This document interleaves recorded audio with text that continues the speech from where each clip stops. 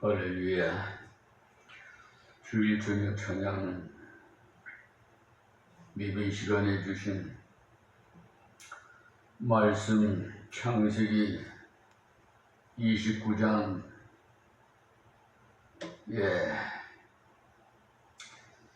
1절 말씀 봉독해 드리겠습니다. 야곱이 발행하여 동방 사람의 땅에 이르려 했는데, 여기서 지난 시간에 1절의 말씀을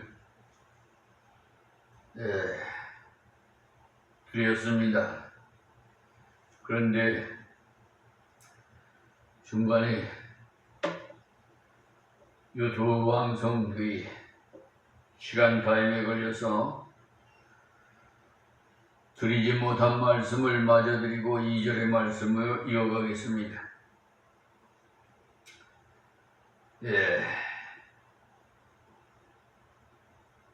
그러니까 역경이 있다고 피하라고 하시는 것이 아니라 오히려 역경을 뚫고 나갈 능력을 가지고 가라는 것이. 지금 야곱이 가는 길은 험난한 길이에요. 앞으로 20년이라는 세월을 험난하게 보냅니다. 나중에 애굽에 내려가서 바로에게 간증하기를, 내 나이 130세이지만 험악한 세월을 보냈나이다, 이렇게 말했어요. 창세기 47장 9절에. 그렇지만 그 많은 세월을 지나오면서 하나님의 간섭 속에 살았어요. 우리가 사는 인생길에도 꽃길만은 아니에요. 험악한 길이 있어요. 예수 믿는다고 해가지고 역경에서 제외되지 않습니다. 흉년이 들 때는 흉년에서 제외되지 않고, 전염병이 돌 때도 반드시 제외되지 않아요. 그러나 그 속에서 하나님 같이 하심을 경험할 수 있습니다. 그렇기 때문에 야곱이 발행하여라고 발을 쳐들어 걸어갈 수 있었어요. 2절 말씀은 발을 쳐들어 떠나온 지 최소한 보름 이상을 걸어서 왔지 않겠나 짐작을 하는데, 약 700km 왔다는 말인데, 아버지 집에서 베델까지가 약 70km에서 100km, 그 정도 거리가 될 것이고, 베델에서 또 이호까지는 700km를 왔다는 말인데, 이때 하루 길을 약 32km 정도 걸었고, 일반적으로는 그렇게 추정해요. 장정의 하루길은 건동에서는요 약 80리로 잡습니다. 그러니까 아무래도 2주일 이상 걸리죠. 그래서 2절에 본적이라고 하는 것은 먼 길을 걸어왔다는 거죠. 그러니까 야곱이 걸어오면서 물어보기도 했겠지만 떠난 날짜나 거리로 봐서 마음에 다 맞자 싶은 그런 생각이 들었어요. 하나님께서 그 마음에 감동해 주신 모양입니다. 그때 그는 그 주변을 한번 살펴봤는데, 하나님의 그 인도를 기도하면서 걸을 때도 우리는 자신의 재능이나 노력을 최대한 사용해야 됩니다. 그냥 기도만 하고 있으면 안 돼요. 기도했으면 기도한 대로 걸어가야 돼요. 실천해야 된단 말입니다. 돌에 운물이 있고 들의 우물이 있고요. 여기에 본문에 창세기 29장 2절인데 본즉 들의 우물이 있고 그래요. 그러니까 자기 아버지 이삭도 결혼을 위해서 종을 보냈을 때 그 종도 우물가에 가가지고 처녀를 구했는데 야곱도 우물가에 왔어요. 그렇지만 이 우물과 그 우물은 다른 우물입니다. 왜 그러냐 하면은 그 우물은 식수를 기르는 마을 바로 밖에 우물이고 이 우물은 양떼나 소떼에게 물을 먹이기 위한 그런 목축을 위해서 만들어 놓은 우물로서 샘물이 솟아나서 만든 우물이라기보다는 고인물을 퍼서 짐승에게 주는 그런 우물로서 차이가 좀 있습니다. 식수로는 그러니까 곤란하죠. 이때 야곱이 우물로 간 것은 지혜를 사용했다는 말인데 우물가는 사람 만나기 좋은 곳이거든요. 특히 중동 지방에는 물이 귀하기 때문에 우물에서 사람 만나기가 제일 좋아요. 야곱은 하나님의 뜻을 따라서 가는 길에 자기의 재능과 머리를 다 사용했습니다. 하나님의 인도를 받는다고 해서 그냥 눈을 감고 있으면 깨닫게 해 주시는 걸로 오해하는 사람도 있는데 그런 것이 아닙니다. 그니 하나님 내게 주신 지식이나 지능을 응용하려고 하지 않고 그냥 이적적으로 쉽게 되기만을 원하는데 하나님께서는 우리에게 이미 주신 것을 바르게 사용함으로써 그것을 통해서 인도하십니다. 그분의 섭리와 인도는 무작정으로 하시는 것이 아니고 이미 주어진 것을 활용할 때 더 정확하게 인도하십니다. 야곱이 가보니까 우물이 있고 그 옆에는 양떼가 누워 있었어요. 거기는 목동들도 있었으니까 인도받기 위해 좋은 곳입니다. 그래서 본문에 그 곁에 세 떼가 누웠으니 이는 목자들이 그 우물에서 물을 양떼에게 먹이리라. 큰 돌로 우물 아구를 덮었다가 그랬어요. 그 돌이 상당히 커서 장정매치서 들어야 하는 돌이라는 겁니다. 돌을 덮어 놓지 않으면 바람이 불 때 모래라든지 그런 잡다한 것들이 덮어버리면 우물을 찾을 수가 없기 때문에 우물을 보호하기 위해서는 뚜껑을 덮어 놓았어요. 자, 3절입니다. 모든 때가 모이면 그들이 우물 아구에서 돌을 옮기고 양에게 물을 먹이고는 여전히 우물 아구 그 자리에 돌을 덮더라. 그러니까 한 집에 가령 양이 100마리나 200마리가 되는 것 같으면은 한 10집이 모이면은 1000마리 이상 되지 않겠어요? 그럴 때 아구를 들어대고 물을 먹인다는 말이에요. 결국 목동이 다 모이는 곳이니까 정보를 수집하기가 참으로 좋은 곳입니다. 자기의 외삼촌 집을 알아보기 위해서 가장 좋은 장소였다는 말이죠. 그러니까 하나님의 인도를 받을 때는 우리에게 주신 경험과 성경의 지식이란 이런 것들을 다 조합해서 판단을 내려야 합니다. 4절 말씀에 야곱이 그들에게 이르되 나의 형제 어디로 서뇨 어디로 서뇨 그들이 가로되 하란에서로다. 그러니까 야곱이 자기 집도 떠나보지 않던 사람인데 그들에게 말하기를 아주 적극적인 자세로 자기가 찾아가야 할 길에 대해서 물었어요. 그럴 때 대답하기를 말이 하란에서로다 그랬어요. 그러니까 그야말로 하나님께서 얼마나 정확하게 인도를 하셨습니까? 그러니 하나님의 약속하신 말씀이 그대로 맞더라는 거죠. 그런데 그 말씀이 내게 이루어지려면 그 말씀을 믿고 그대로 걸어가야 합니다. 자기의 지식이나 경험이나 재주를 다 사용해서 화란을 향해서 갔더니만 하나님께서 순적하게 만나게 하시더라는 거예요. 쉽게 말이에요. 만나게 해 주셨어요. 그래서 하나님께서 우리에게 약속의 말씀을 주실 때는 그 말씀을 믿고 나의 모든 재능과 지식을 최선을 다해서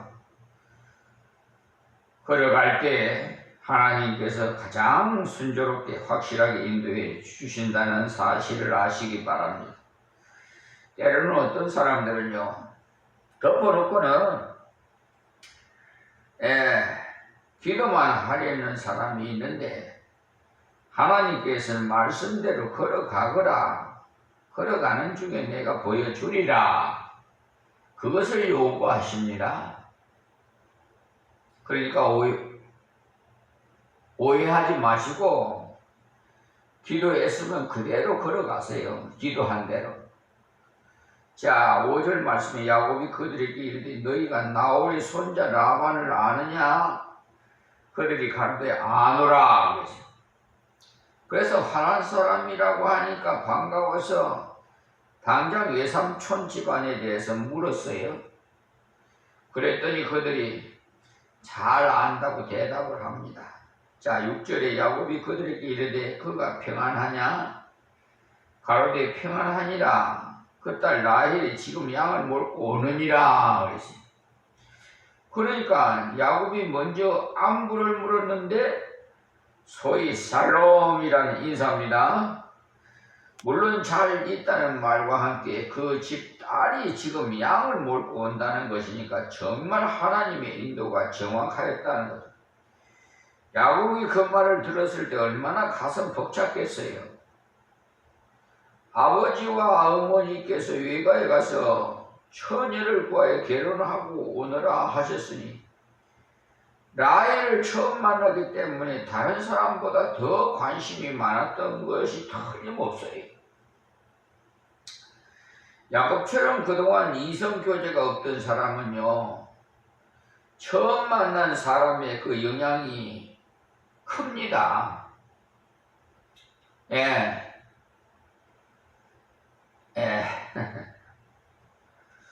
7절 말씀에 야곱이 가로되 해가 아직 높은즉 짐승 모일 때가 아니니 양에게 물을 먹이고 가서 뜯기라. 그러니까 해가 서너 시쯤 되었으니까 아직은 양에게 풀을 뜯겨야 할 시간인데 양떼를 우물가에 눕혀놓고는 목동들이 놀고 있다 이 말이에요. 그래서 야곱이 그들에게 충고를 한 것입니다. 신속하게 물을 먹이고 다시 가서 풀을 뜯기다가 저녁 때가 되면 집에 갈 것 아니냐. 그런데 주경학자들 중에는요, 야곱이 왜 이런 말을 했을까 하고 짐작을 많이 해요. 목자들은요, 내버려야,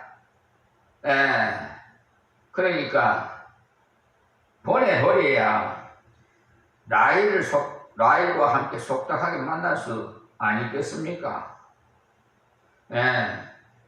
그럴 가능성은 전혀 없는 것은 아니지요. 그러나 그보다는 이 야곱이 뒤에 보면 알겠지만 굉장히 부지런한 사람이에요.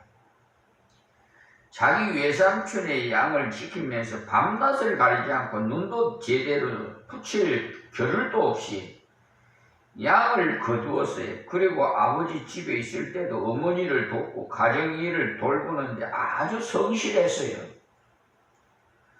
그런 성격에 빈둥빈둥 노는 것을 보니까 속이 끓어올라가지고 충고를 하는 거죠. 부엘셀과 자기 고향에서는요, 양에게 물을 먹인 후에 해가 질 때까지 풀을 뜯겠다는 말입니다. 그런데 이들은 양떼를 눕혀놓고는 빈둥거리고 있으니까 한마디 한 것이죠. 자, 8절에 그들이 가로되 우리가 그리 하지 못하겠노라. 떼가 다 모이고 목자들이 우물 아구에 돌을 옮겨야 우리가 양에게 물을 먹이느니라. 이 말은 전에 보지도 못하던 웬 사람이 남의 마을에 와가지고 간섭이 하느냐 이 말이지요. 잔소리하지 말라는 거죠. 자기 지방의 풍속은 목자들이 전부 모여오면은 아구를 열고 물을 먹인다는 거예요. 출애굽기에 보면 모세가 미디안 광야에 갔을 때도 보면은 이드로의 딸들이 양을 먹여요. 그때도 그녀들이 양에게 물을 먹이려고 왔지만 항상 남자들이 먼저 먹이고 자기들은 나중에 먹여왔다고 했어요. 그때도 모세가 뚜껑을 열고 그녀들의 양에게 물을 다 먹여주었는데 그랬더니 그녀 집에서 모세를 대환영했지요. 왜냐하니 그때는 모세가 애국 왕자의 옷을 그대로 입고 있었던 터라 그곳 목자들이 꼼짝 못했어요. 그때는 양에게 물 먹이는 일이 매우 중요한 일이기 때문에 물을 단독으로 먹일 수 있는 자는 대단히 힘이 있는 자라는 뜻이에요. 이때 이곳 목자들이 말한 대로 다 모여야만 물을 먹인다는 것에 대한 추측이 많잖아요. 물이 너무 귀해서 다 모여야만 먹인다고 추측하는 사람도 있어요. 9절 말씀에 야곱이 그들과 말하는 중에 라헬이 그 아비의 양과 함께 오니 그가 그의 양들을 심이었더라. 언니 레아도 있는데 라헬 혼자서 양을 먹였다는 걸 보면 이 라헬도 부지런한 사람이었다는 것을 알 수가 있어요. 게으른 사람은요 잠언서에 보면 개미 있게 배우라고 그랬어요. 좀 더 자자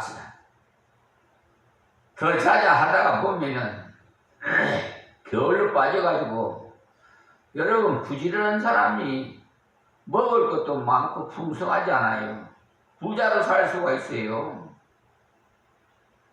게으른 사람은요 그 배짱이와 무슨 뭔가 이제 오래되니까 그것도 이제 잊어버리네.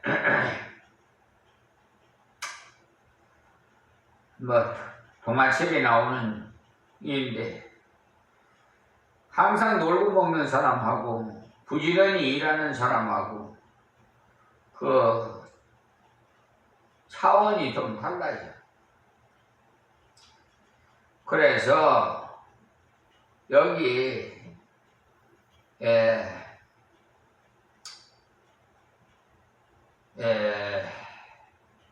그분들에게 이렇게 간섭해서 말하는 것은 자기가 성격이 원래 부지런하니까 부지런한 사람은요 게으른 사람은 옆에 못 봐요. 그래 욕을 먹더라도 말을 하지요. 그러니까 간섭한다고 어디서 굴러온 돌이 말이야 있는 돌을 뽑느냐고 하는 식으로 잔소리가 많다고 이제 투덜거리죠. 다짜고짜로 이런 행동을 하였으니까 야곱은 상당히 실천력이 있는 부지런한 사람인 겁니다. 먼저 양에게 물부터 먹여놓고 보자는 거죠. 못 보던 웬 남자가 친절하게도 자기 양들에게 물을 다 먹여주니까 라헬도 얼마나 고마웠겠어요? 속으로 어쩌면 감탄했을 것 아닙니까? 어디를 가든지요 인정을 받으려면 일을 먼저 하는 것이 좋아요. 인기를 얻으려면 인정도 받고 그래야 되지 않겠어요? 그래요. 다 딱 보면요, 자기는 게으르면서 부지런한 사람 좋아하는 사람도 있어. 참 묘해. 예, 야곱이 이렇게 적극적으로 행동했기 때문에 라헬이 집에 가가지고 아버지에게 아주 좋게 소개를 했으면 틀림없을 거예요. 그래서 라반이 나와서 대환영을 한 것을 보면 알 수가 있어요. 그러니까 어디를 가든지 하나님께서 보내신 곳 그곳에서 열심히 일해야 됩니다. 우리가 이 땅에 태어난 것은 일하기 위해서예요. 어떤 분은 평생에 뭐 일만 했다고 투덜거리는데 그건 잘못된 생각입니다. 평생에 일할 수 있는 것이지. 얼마나 감사한 건강해서 일할 수 있고 일터가 있어서 일할 수 있는 것이지. 아무리 일하고 싶어도 건강하지 못하면 못하잖아요. 또 건강해도 일터가 없으면 못하고요.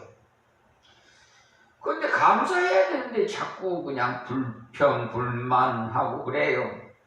그런 분들이 하나님의 은혜에 감사할 줄을 모릅니다. 자기가 기주예요. 예.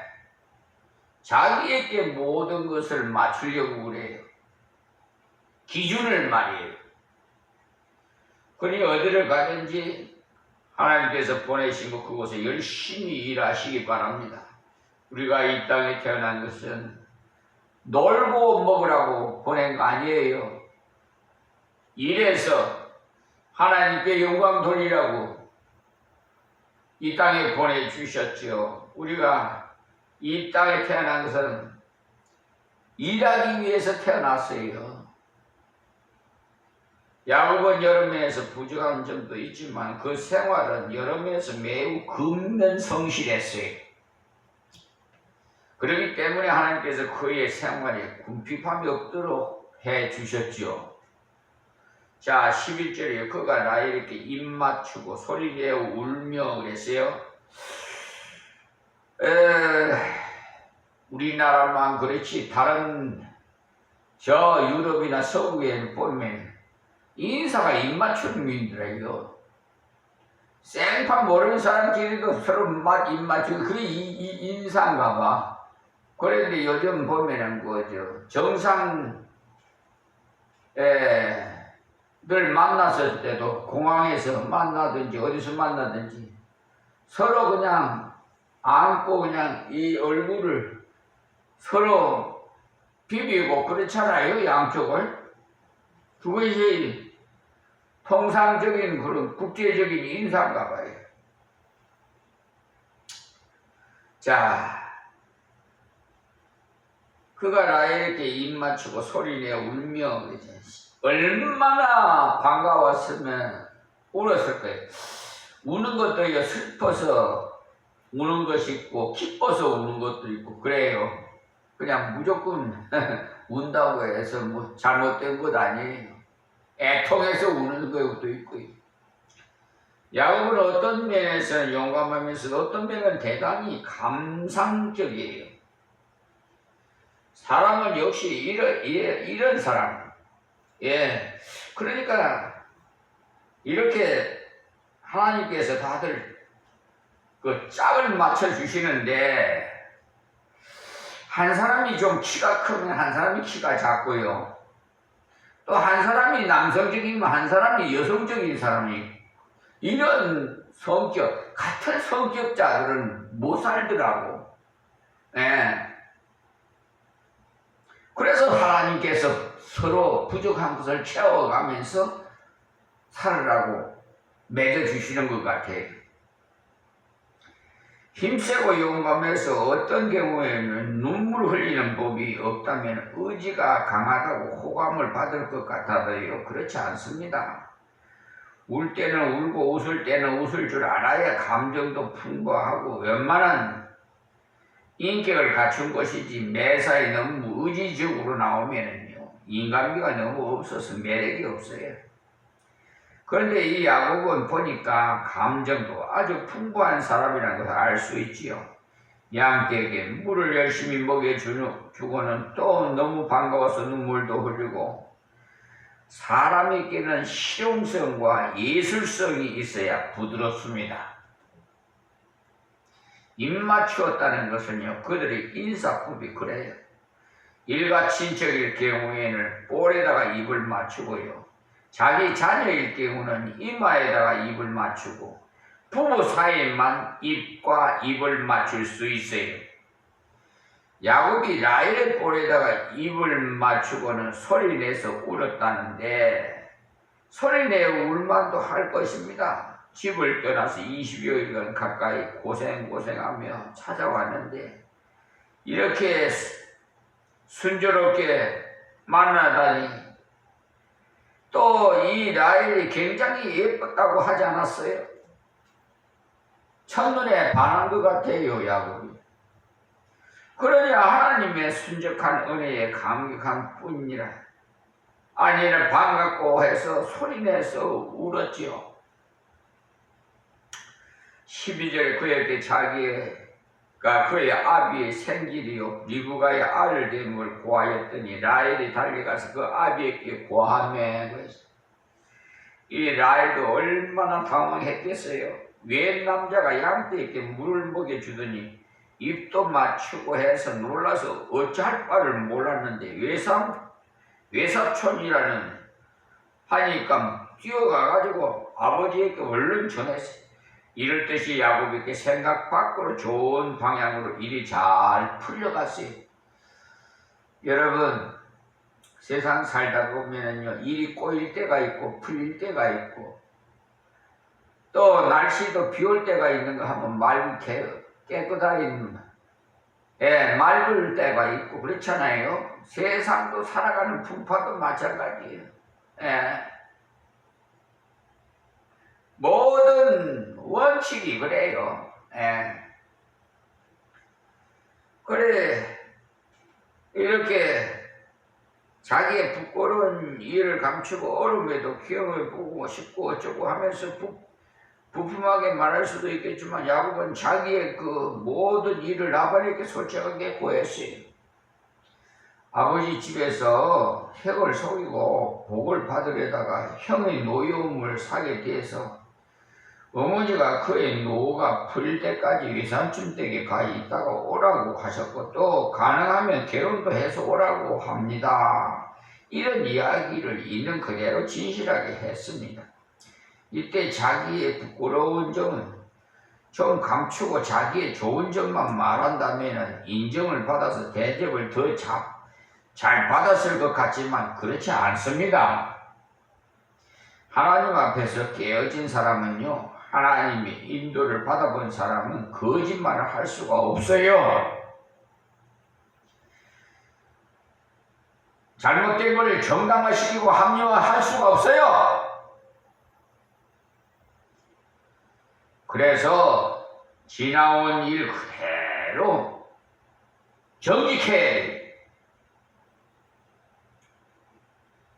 다 이야기했어요. 그런데 은밀히 따져보면 라반이 야곱의 약점을 좀 이용한 듯 싶어요. 그래서 머슴살이를 더 많이 시켰어요. 야곱이 이용당하는 것처럼 보여도 결국은 이용당하지 않도록 하나님이 다 간섭하셨습니다. 외삼촌 라반을 어떻게 하든지 야곱에게 일할 싹을 적게 주려고 꾀를 사용하지만 하나님께서는 계속해서 야곱에게 재물을 주셨습니다. 이 사실을 볼 때 우리가 하나님 앞에 진실하기만 하면은 하나님께서 때를 따라 합당한 은혜를 주십니다. 하나님 앞에서 진실되게 걸어가기만 한다면 사람에게 속지 않도록 보호해 주시고요. 그런데 야곱은 아버지도 속이고 형도 속이기 때문에 자기도 많이 속습니다. 자기 아내를 얻을 때 외삼촌에게 속습니다. 결국은 하나님께서 심은 대로 거두는 것을 야곱에게 보여주어서 자신을 깨닫도록 하시는 것입니다. 자, 14절에 또 시간이 다 됐나? 다음 시간에 말씀드리겠습니다. 하나님 아버지 감사합니다. 주신 말씀 귀 있는 자는 다 듣게 하옵시고 정직하게 살게 하여 주옵소서. 이 세상에 악한 원수 마귀 사탄들은 거짓말을 하여서 이렇게 미혹하고 그 결과는 참으로 비참하게 종말을 이루는 것을 보게 됩니다. 하나님 저들을 불쌍히 여기시고 다 회개하고 하나님 사랑해 주시옵소서. 예수님의 이름으로 기도하옵나이다. 아멘. 하나님 감사합니다.